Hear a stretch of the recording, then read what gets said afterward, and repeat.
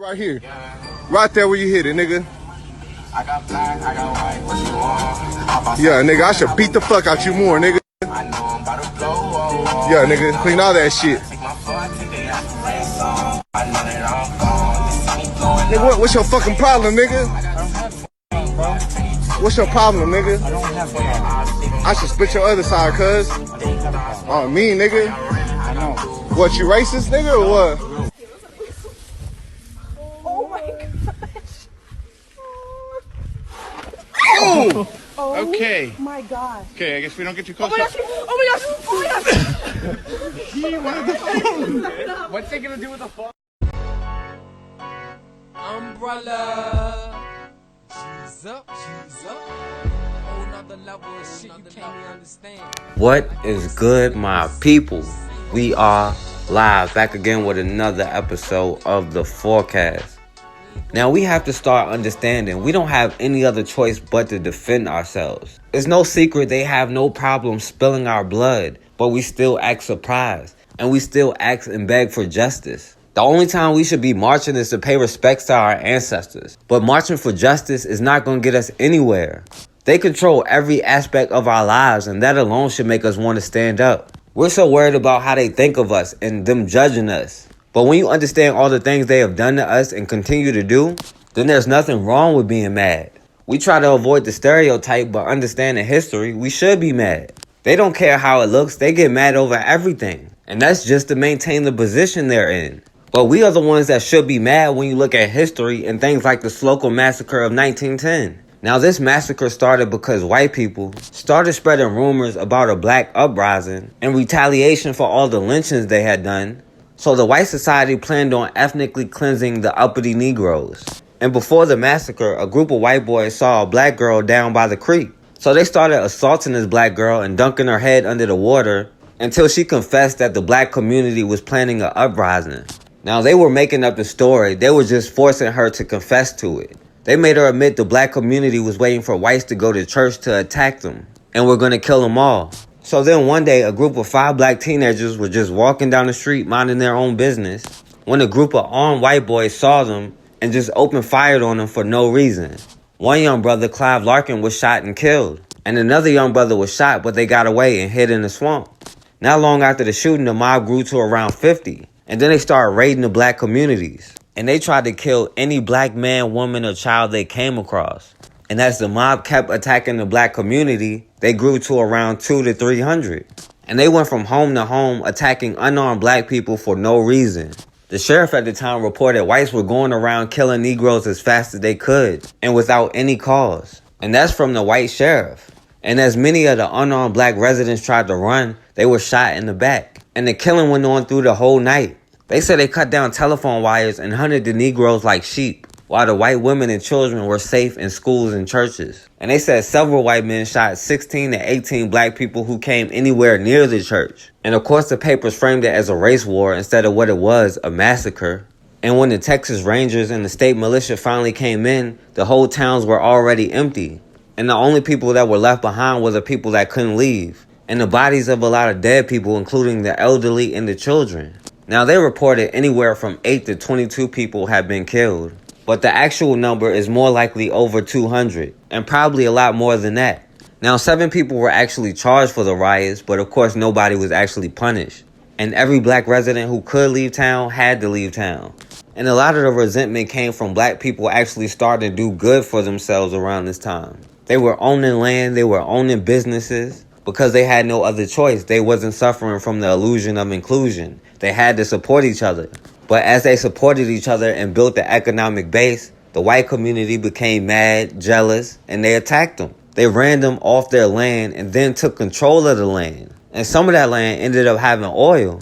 And who knows how many wealthy black families there could have been if they hadn't been massacred and ran out of Slocum, Texas. And today, all these years later, we still haven't learned self-defense. They can do anything they want to us and get away with it. In Fort Worth, Texas, a brother, David Collie, who was minding his own business, was shot in an apartment complex by police. Now let's see what led the police to end up shooting this brother within 10 seconds.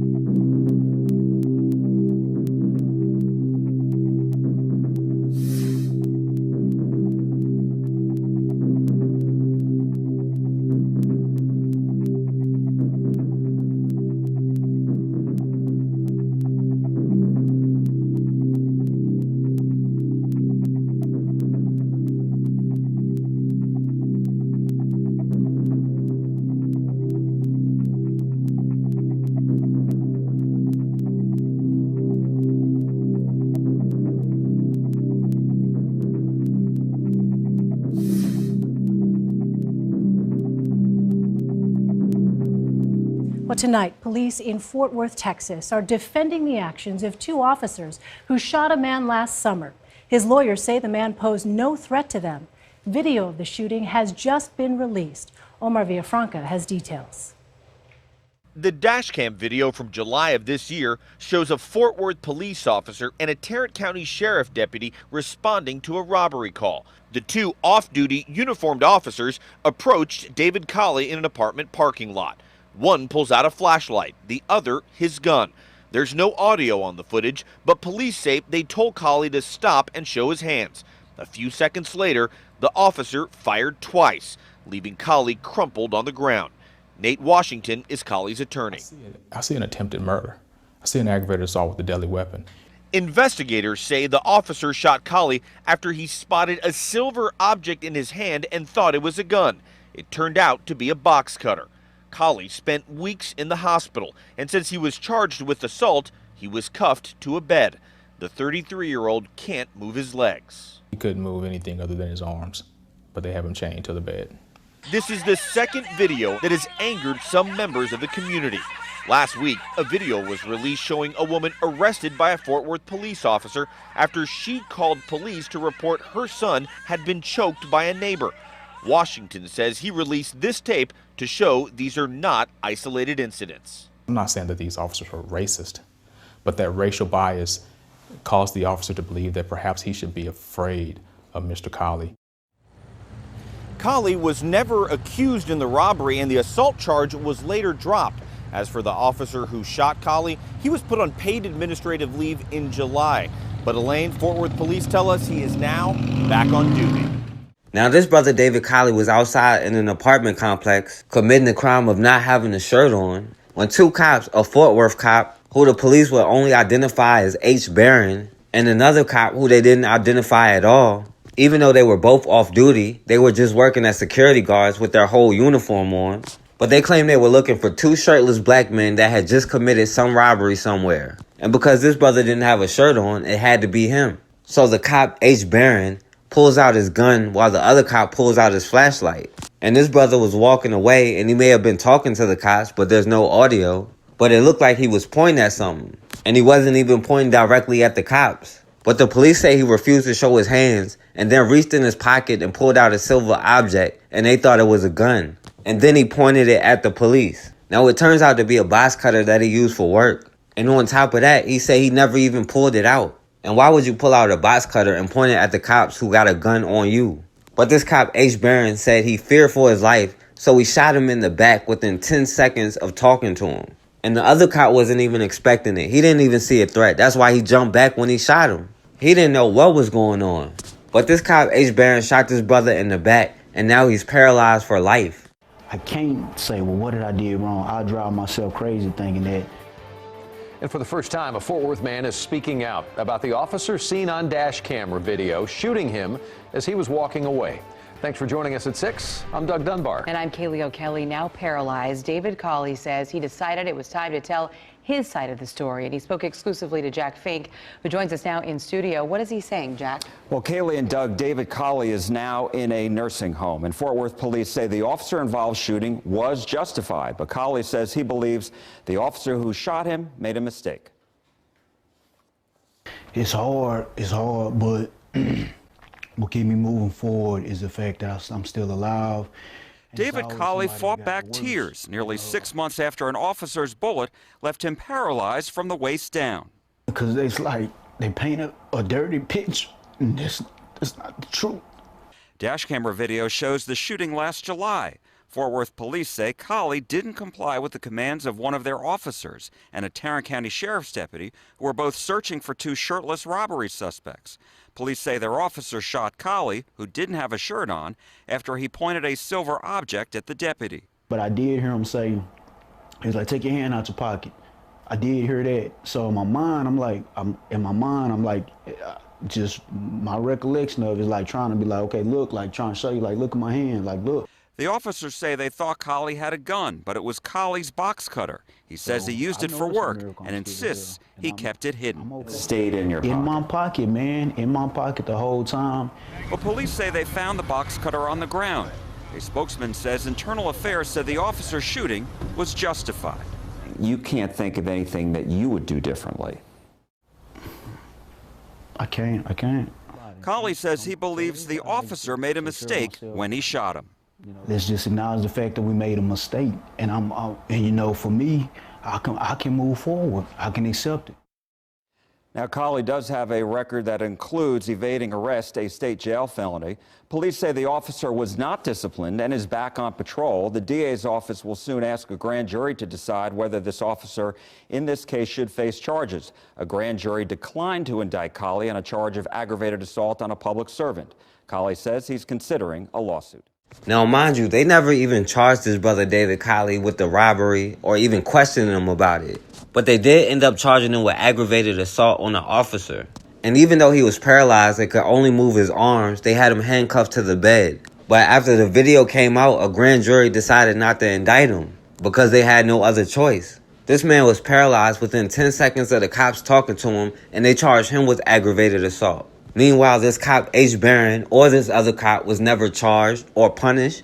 They got their paid vacation and they're right back on the streets. And now this brother David Collie talking about, all I want is them to acknowledge what they did and say they're sorry and just admit they're wrong. But we don't want no apology. We want justice. And you can't get justice by begging for an apology. And this happens time after time, and we still act surprised. Like the situation with Eric Garner.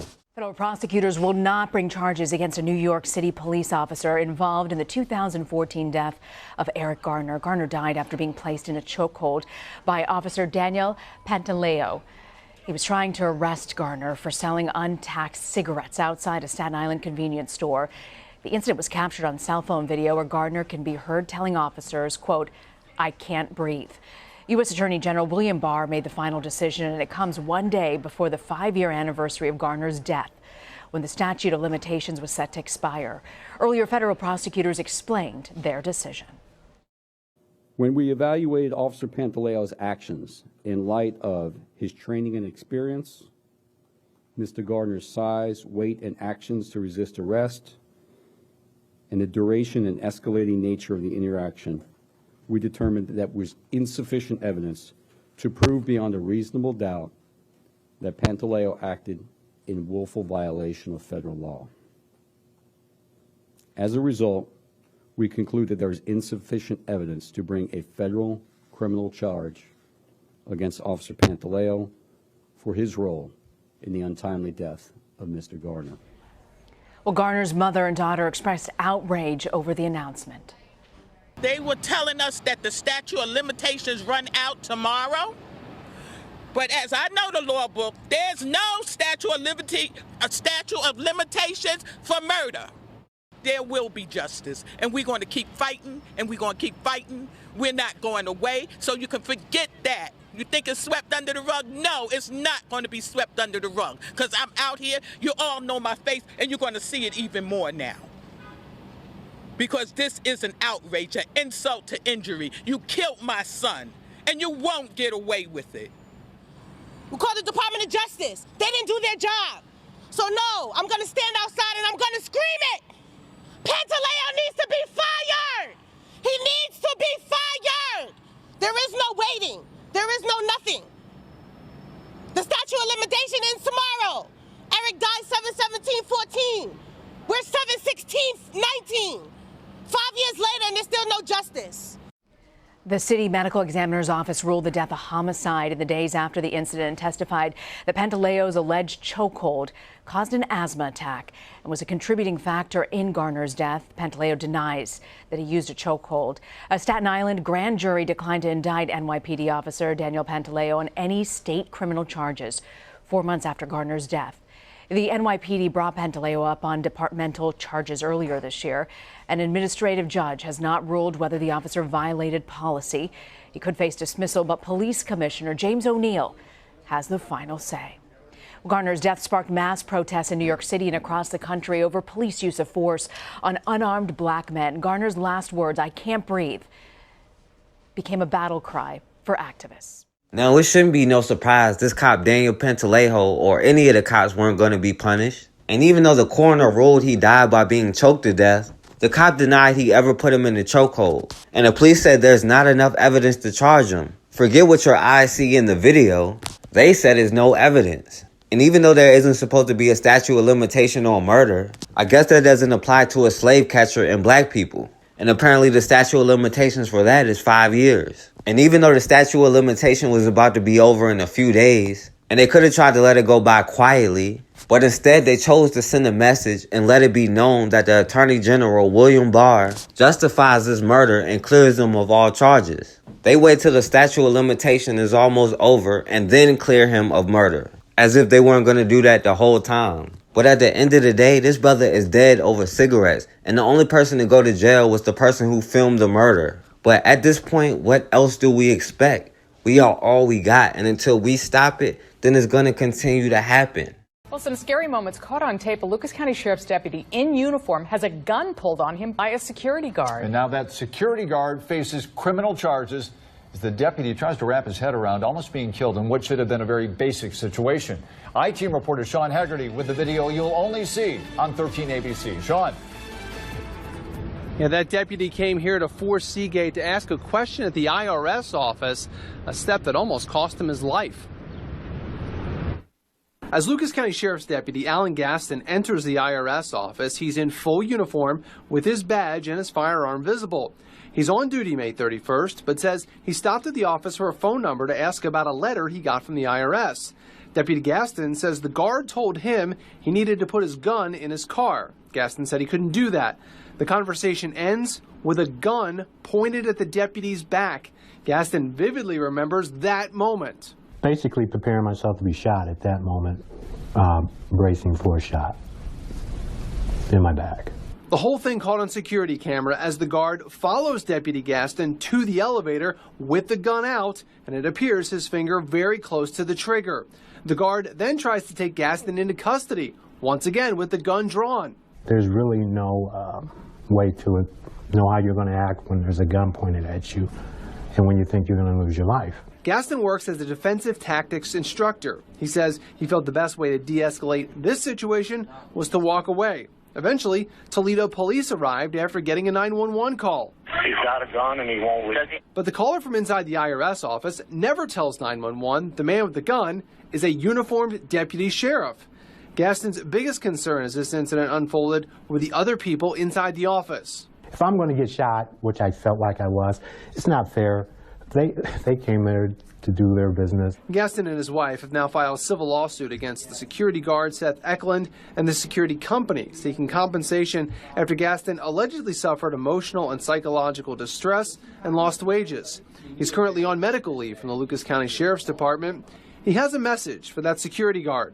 I would say clearly your training is lacking, and the fact that you went from 0 to 100 lethal force is unacceptable.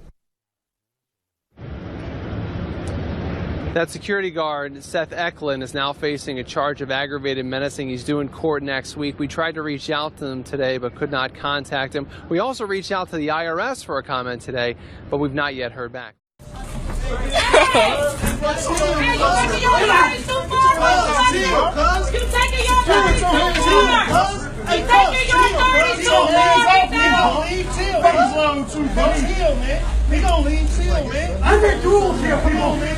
You taking your authority so motherfucking far. You wanna make switch now, motherfucker? You wanna make switch? Hey, I got you. Get off the lot. Get off the lot now.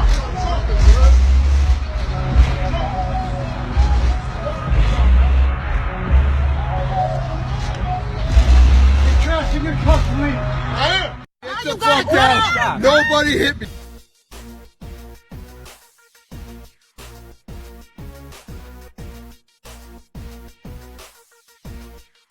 I want you to get shot. Oh, he got a gun. Yeah. Sir, you can't do that. You strong arming her. Sis, you want me to call the police? Call the police and tell them he's forcing her against her own will. He tried to run her over. She just hit his car. With her bag.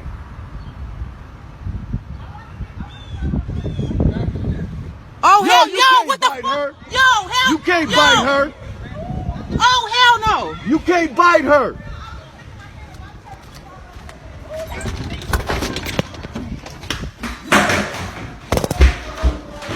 This man is beating up this lady. I know, I seen that shit too. Get the fuck off of her. Come on, thank you. Get the fuck off of her right now. Why are you hitting on her? Why are you hitting her? Because she hit my daughter. Stop her purse. You're off her purse. You're off her purse. Get off of me. We're going to call the police. You're off her purse. Listen, we're going to call the police. Hey, get the fuck down. Nobody hit me. Nobody. You gotta. This man just pulled a gun out on us. Nobody hit me. I got the whole video already. Can you call the police? Can you call the police? I got the video already. Can you call them? You pulled your gun out on us, sir. I'm calling the police. No, I showed it to you. You pulled it out. There's a bunch of people. I'm calling the police. She's hitting him and he's trying to hold her. She's trying to leave. You just pulled out. You pulled a gun out. You pulled the gun out. I did. You pulled the gun out, sir. The police on their way. You hurt on her to her bag. You pulled the gun out. You pointed it at the three of us. I did not. Yes, you did. I got you on camera pointing your gun at us. They're here. You pointed your gun at us. I gotta go to work. Okay, thank you, sir. Let her go. Get off of me. Let her go. Let her off of me. Let her go. She's not going anywhere, sir. The police are right there. They're gonna see a girl running. See, she's right here. You okay? Yeah.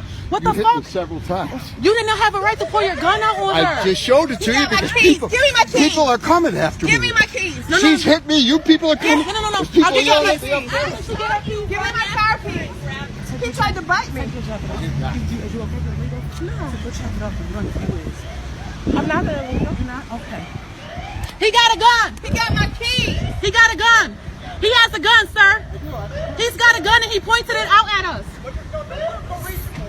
Sir, he's got a gun. Oh no! He got a gun. He pulled that gun on me. He pulled the gun out on us, sir. He put the gun in my face. He put that gun in my face. You back up. I have a video. He put that gun in my face. Come on. Sir, this man put a gun in our face. I have a video. Walk this way, okay? Can you get this girl? All right, thank you. Bro, chill! Get in the car! I hit him! You hurt my arm, stupid bitch! The fuck?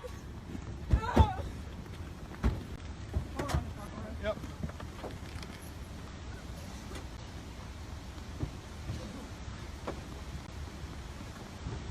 Break your leg. No, you can't punch me! Put your leg in. Put your leg in. Don't punch me! Put your leg Put your leg in the car. No, bitch, don't punch me! 16 years old. She's 16 years old and you're punching a child right now. It don't matter if her foot don't want to go in the car. None of that. Put your leg in the car. Is it really worth this? Go. Yes, bro, because I didn't do nothing! Put your leg in the car then. No. Like, what the fuck going on? They punching on a little ass girl. Weak ass motherfuckers can't even pick my leg up.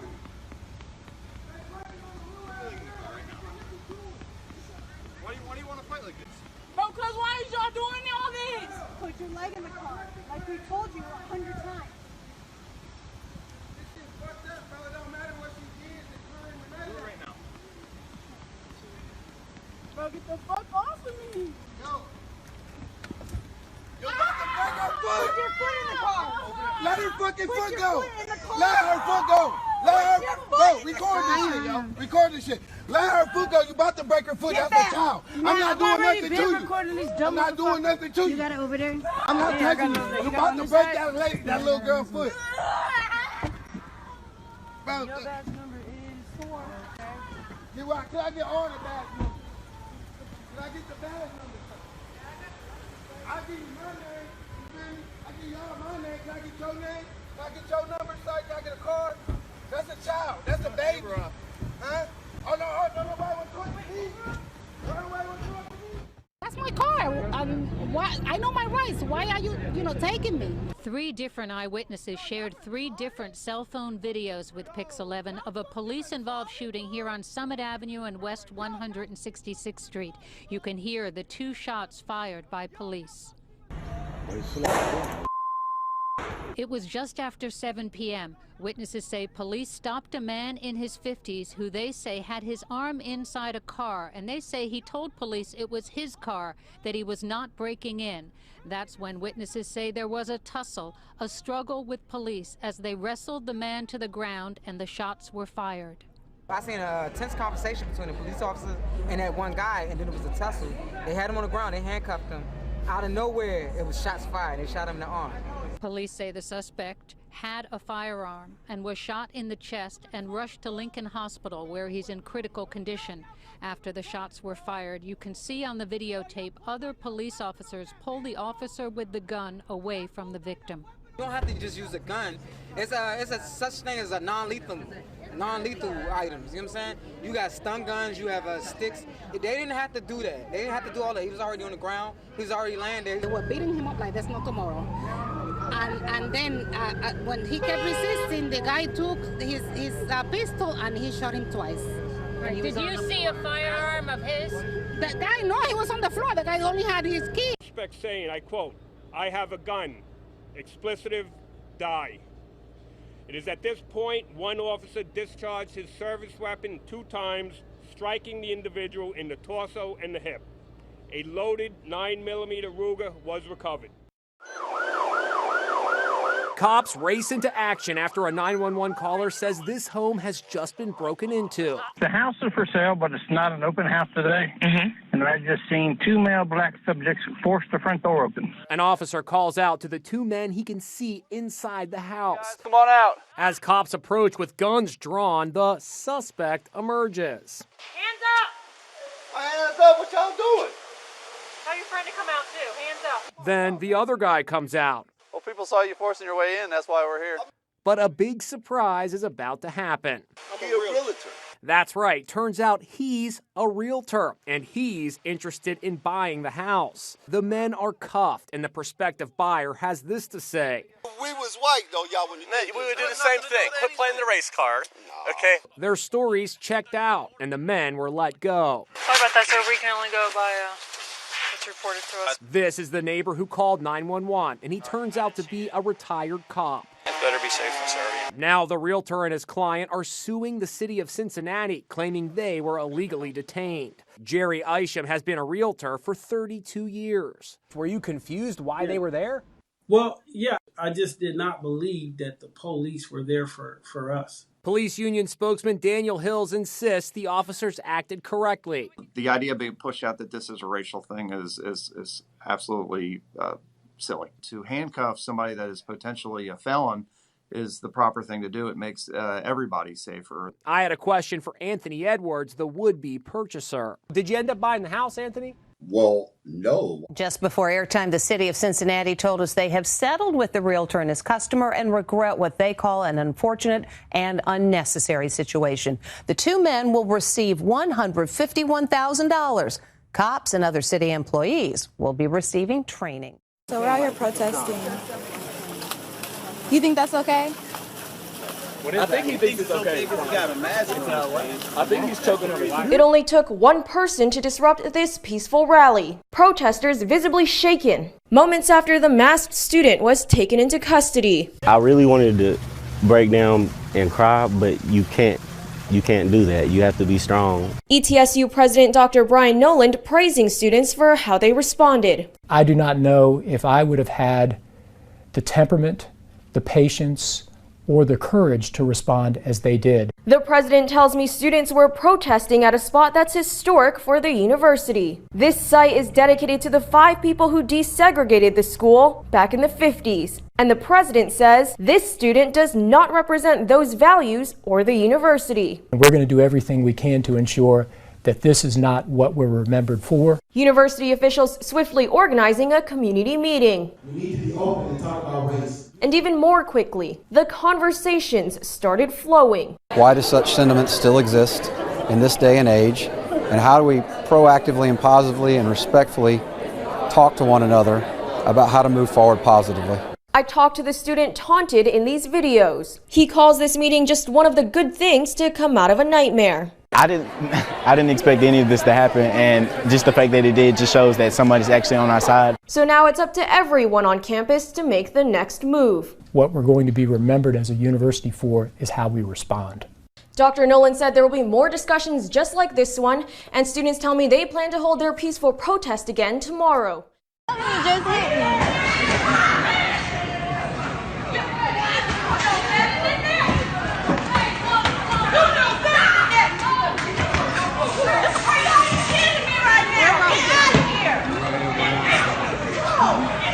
Come on outside. What's that?